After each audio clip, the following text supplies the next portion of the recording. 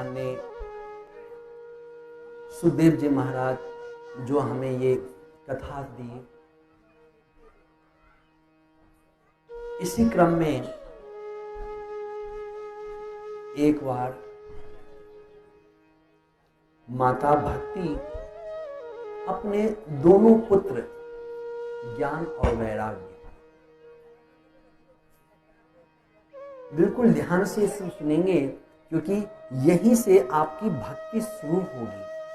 हमें पता नहीं कि भक्ति कौन है, लेकिन यहां से ही आपको उसकी परिभाषा भी मिलेगी और आपको समझ में भी आएगा। कलयुग का समय था। भक्ति रानी अपने दोनों पुत्र ज्ञान और वैराग्य, दो ही पुत्र हैं इनके, ज्ञान और वैराग्य, इन दो पुत्रों को लेकर के जैसे ही कलयुग में प्रवेश करी कि तुरंत वह बेसुध हो गई। उनके दोनों पुत्र जो है तो बिल्कुल सफेद उनके बाल हो गए और यमुना के तट पहुंचते पहुंचते दोनों गिर गए, होश बेहाल हो गया। उन्हें अपनी सुधि नहीं थी, दोनों के दोनों बेहोश हो गए।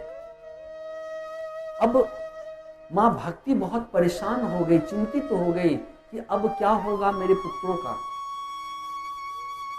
एक तो यह यमुना किनारा है और यहां पे मेरे पुत्रों की ये हालत है, रो रही हैं, विलाप कर रही हैं, आंखों से अश्रु बह रहा है।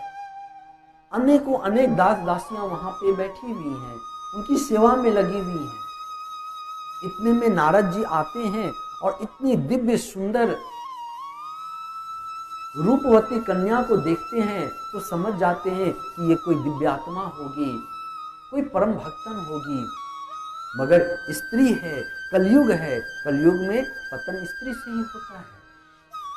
तो वो सचेत हो गई और संभल करके नारद जी बगल से गुजरने लग गए।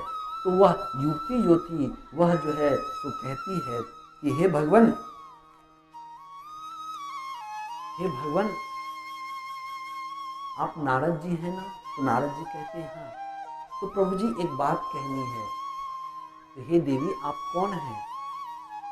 तो देवी कहती है कि मैं भक्ति रानी हूं, मैं स्वर्ग में भगवान के संग रहती थी, हरि के संग रहने वाली भक्ति है।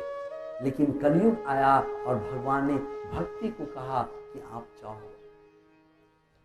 भक्ति कहती है कि जब मैं स्वर्ग में थी तो बड़ा सुंदर मेरा जीवन चल रहा था, सभी लोग मुझे प्रणाम करते थे, सभी लोग मेरा मान सम्मान आदर करते थे, मेरे पुत्रों का भी मान सम्मान आदर होता था। लेकिन कलयुग के प्रभाव से यह सब खत्म हो गया और मेरे दोनों पुत्र आज बेसुध पड़े हैं।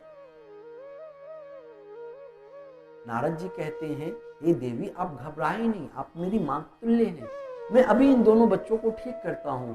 और तुरंत नारद जी ने ज्ञान और वैराग्य के कानों में गीता पाठ शुरू किए। गीता के 18 अध्याय के सभी मंत्र पढ़ डाला और 100 बार पढ़ा, मगर कुछ भी नहीं हुआ।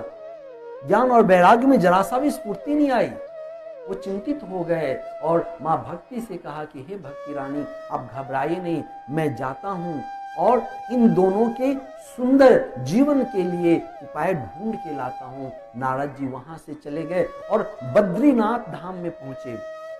तो वहां पे नारद जी गए और जब गए तो वहां पे उनको सनत कुमार चारों भाई मिले, सनत कुमार सनातन। ये चारों कौन है? तो सबसे पहले ब्रह्मा ने इन्हीं चारों भाइयों को जन्म दिया था, सबसे पहले यही प्रकट किए थे।